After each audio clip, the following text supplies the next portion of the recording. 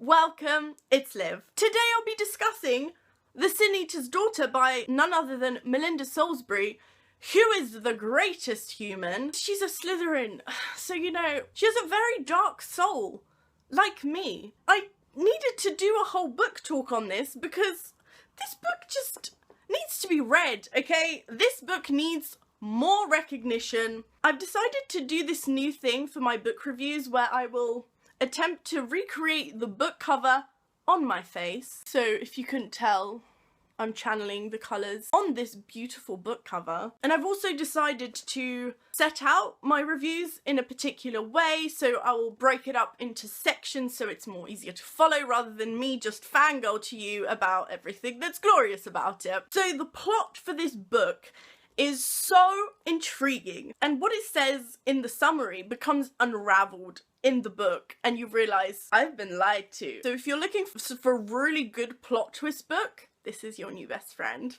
So the book follows this girl called Twila, who is destined to marry the prince, and so she lives in the castle until they both become of age to be able to do that. There's a slight problem though, as she kills with her touch. So I know what you're thinking, Shatter Me, copy. No, nothing like Shatter Me. That's what I thought at the beginning. In this book, Twila is said to have poison in her system, so whoever she touches, they don't die straight away. The poison kind of enters their body and it takes a while, depends on the person, how long they die. So we follow Twila as she's very isolated in this tower. She doesn't really have anyone to talk to except her guards, and she kind of grows into herself throughout this book, so we find out so much about the history of this world.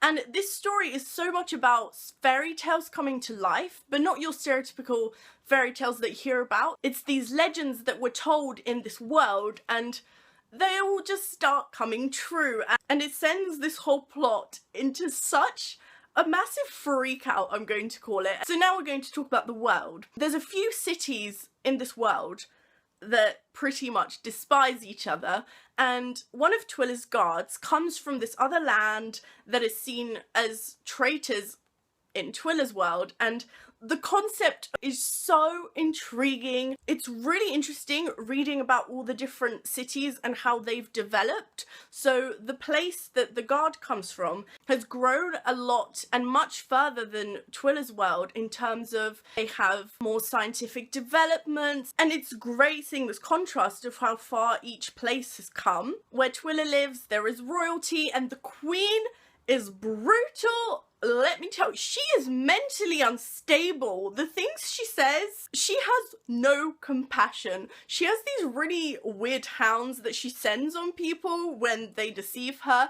and it's very haunting and scary. So the point of view and writing style. This book is told from Twila's point of view, so we don't hear from any other characters, which is my favourite style of reading. I'm not a big fan of dual points of view, and I love the writing style because it's very easy to follow. Sometimes with fantasies I find they're way too descriptive and you just lose interest, but here, well, you just get sucked in, and I couldn't stop reading.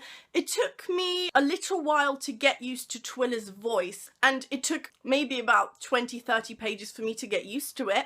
But what I love about her is that she's not your typical YA protagonist that is completely badass from the beginning. You know, she kicks down walls and beats everyone up. It takes a while for Twila to actually become confident, as at first she's very formal, and as she gets closer to certain characters, I won't say who, she begins to completely open up. So the main characters of this book are one of Twila's guards, the queen, Twila herself, and maybe the king. I don't know if he'd count more as a side character, and the prince. I loved Prince Merrick.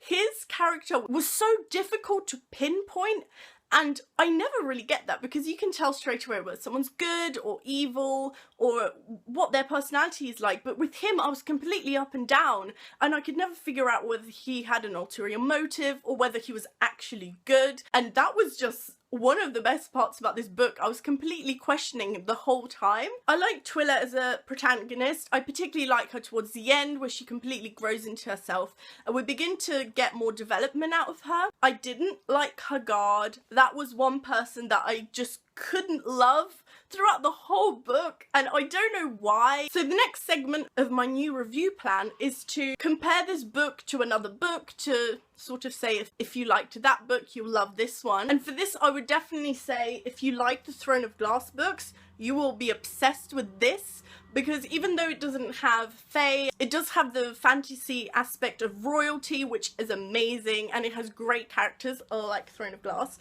So definitely I would check this out if you like Throne of Glass. So my overall star rating for this book was 4 stars. I'm so excited to carry on the series. So I hope you enjoyed this review and want to read this, because we can discuss it together and fangirl over Merrick, because he is just my new bae and I love this book. So don't forget to give this video a thumbs up, subscribe to my channel, and I will see you next time. Bye!